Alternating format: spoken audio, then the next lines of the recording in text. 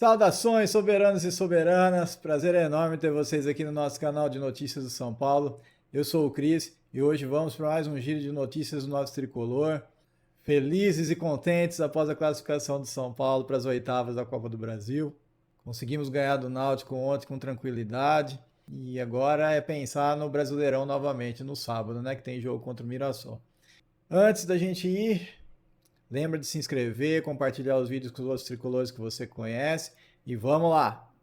E se a gente tá feliz, imagina o Rodriguinho depois desse jogo, hein? Ele que estava machucado, né? Teve um entorse no tornozelo, nem sabia se ia poder jogar. E aí entra no final, consegue fazer um gol, quase fez o segundo. Que ele driblou o goleiro, o zagueiro e chutou para fora, né? E, nossa, o moleque deve estar radiante, né? O último gol dele pelo São Paulo tinha sido em 2022 na Sul-Americana, eu lembro, foi um golaço também. Ele tava até carequinha. 22 era o Rogério Ceni? Acho que era o Rogério Ceni, né? E aí no pós-jogo ele deu uma entrevistinha rápida lá e ele falou, né? Muito feliz por estar entrando em campo. Tive entorse no pé no treino esses dias. Nem sabia se ia estar aqui hoje. Pude ajudar a equipe, muito feliz. Graças a Deus fizemos um grande jogo. Treino muito essas batidas de fora da área. Nem olhei se estava sem goleiro. Só bati e fui feliz. Muito feliz pelo gol e por ter ajudado a equipe hoje.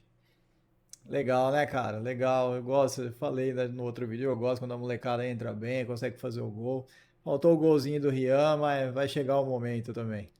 E o Gabriel Sá, né, na entrevista coletiva após o jogo, ele perguntou para o Zubeldia sobre o trabalho que ele estava fazendo com a base, com o Rodriguinho em específico. E aí o Zubeldia respondeu: Sempre na carreira de um jogador, eu acho que é 50-50. Se ele está em bom nível, vai ganhando mais minutos dentro das situações. Agora, se ele tem alguma lesão ou seu rendimento não é bom, as possibilidades diminuem. No caso dos jovens, eles têm que tomar a iniciativa. O espaço está ali, eles têm que agarrar. Nenhum treinador profissional pela primeira divisão vai te presentear com nada. Muito menos uma equipe grande como São Paulo, que se você joga mal 2 partidas, os torcedores esquecem que você é jovem. Rodriguinho e qualquer jovem tem que demonstrar constantemente. Não é apenas um jogo sim e o outro não. A oportunidade está ali, eles têm que aproveitar. Esse é o Zubeldia, rapaz. Agora tá pagando de gatão, falando que tá usando a base aí. Vamos fingir que não é por necessidade, né? Mas tudo bem, tá usando, tá bom. Não vamos nem brigar, vai. E após a expulsão, né? Do Ferrarese lá que viajou e deu uma voadora com os 2 pés no cara, né? Na verdade foi um carrinho com o pé alto, né? O Ferrarese ele se pronunciou, ele fez um post no Instagram falando: Não sou de me esconder, principalmente nessas situações. Hoje cometi uma grande irresponsabilidade e um grande erro. Pedir desculpas, melhorar e seguir. Parabenizar meus companheiros de equipe por todos os esforços e por alcançarem a vitória. Estamos nas oitavas de final.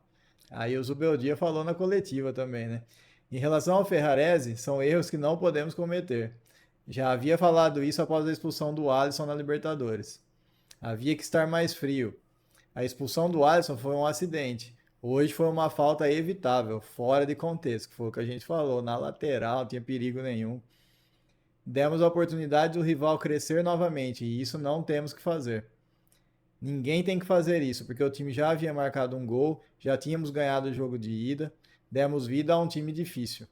Claro que ele pediu desculpas, mas temos que ser conscientes que esses erros não podem ser cometidos. Se acontecer algo assim, que seja uma última jogada ou por azar. A falta dele foi por não interpretar o contexto. Foi expulso mais pelo contexto que pela falta. O Luciano também chamou a atenção forte do Ferrarese, deu para perceber lá no campo que ele chamou a atenção e inclusive falou também na entrevista no intervalo que parecia que estava tudo tranquilo, né? Que já estava tudo encaminhado e aí o Ferrarese foi expulso e agora vamos ver como é que ia ser o segundo tempo, né? Então você vê que todo mundo ficou puto. E cara, isso é bom. Essa cobrança tem que haver mesmo entre os companheiros, porque senão, cara, se depender de cobrança de diretoria, nós estamos mortos. Então, eles têm que se cobrar mesmo e não pode fazer essas palhaçadas, né? O problema é quem é que vai cobrar o Zubeldia, né? Porque o Zubeldia foi punido pelo STJD por 2 partidas de suspensão por causa da reclamação. Ele já cumpriu a suspensão automática contra o Cruzeiro, agora vai ficar fora contra o Mirassol e depois contra o Bahia. Isso tudo aconteceu lá no jogo contra o Atlético Mineiro, né? Que ele tomou os 2 cartões amarelos. Então aí como é que faz? O Ferrarese a gente cobra, os jogadores cobram, o Alisson lá que fez aquela meleca também no outro jogo, os companheiros cobram, e o Zubeldia, quem que vai cobrar para parar de tomar esses cartões amarelos? Ontem tomou outro cartão amarelo idiota lá, só pra ficar comemorando, abraçando o quarto árbitro, gente. Ah, pelo amor, né? Alguém precisa dar uma puxãozinha de orelha aí nesse cabeludo aí, pô.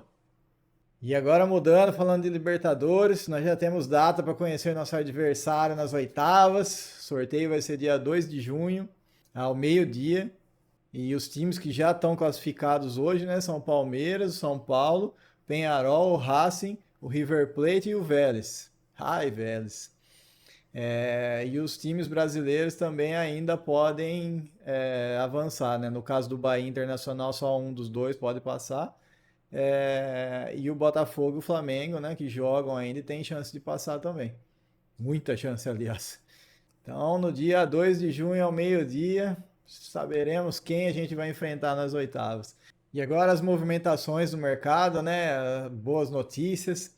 O Pablo Maia tá para renovar o contrato até 2029, tá por um fio aí para o São Paulo anunciar essa renovação. Eles obviamente vão dar uma melhora no salário do Pablo Maia, né? Porque ele não é um dos jogadores que mais ganha e tem um papel muito importante no time, né? Tá voltando de lesão. E também é para negociar melhor, digamos assim, caso venha alguma proposta agora no meio do ano, né? São Paulo está muito confiante que vai vir alguma proposta pelo Pablo Maia. E se vier uma proposta considerada até razoável, ele vai ser vendido, tá? O São Paulo ainda precisa vender 80 e poucos milhões para bater os números desse ano. E esse ano a gente tem que dar superávit, então não pode deixar de bater essas vendas dos jogadores. Ainda tem aqueles esquemas que a gente já falou, a transferência do Sara, tudo, a possível transferência do Anthony também, né? Então tudo isso vai gerar um dinheiro para o São Paulo se realmente ocorrer. São Paulo conta com isso para não ter que se desfazer de vários jogadores, né? Mas o Pablo Maia é uma esperança de venda do São Paulo, assim como o Bobadilha, né? O Bobadilha já teve algumas consultas, né, sobre como que está a situação dele aqui no São Paulo. O São Paulo pagou 10 milhões por ele e tem 60% do jogador. Então eu creio aí que se o São Paulo empatar, o Bobadilha vai ser vendido também. Eu vou falar a verdade, eu tô com medo dessa janela de transferências no meio do ano, viu, gente? Porque olha, eu vou falar um outro dado aqui para vocês. Os times brasileiros, no geral, em 2025, gastaram 1,8 bilhão de reais em negociações na janela, né, de começo do ano. Você sabe o São Paulo quanto gastou? Zero. Gente, é o último colocado da lista, gente. Só jogadores que estavam assim sem contrato e tal, sem custos entre aspas, né? Porque veio o pessoal com luva diluída e tal, mas que pagou mesmo para ter o jogador na negociação, a gente não gastou R$ 1. Aí você imagina. Agora no meio do ano, já estamos com o elenco que não tem tantos jogadores. Então aí as lesões que ficam assombrando a gente. E aí se o São Paulo começar a vender jogador à torta e à direita, assim, nós estamos perdidos, cara. O que vai ser do segundo semestre?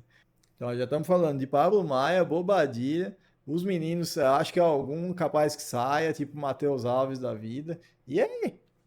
Quem que vai sobrar para jogar o segundo semestre, cara? Meu Deus do céu. E eu, sinceramente, sei que o São Paulo precisa bater os números e tal, mas a gente precisava ficar com esse time pelo menos, cara. Já tá faltando peça.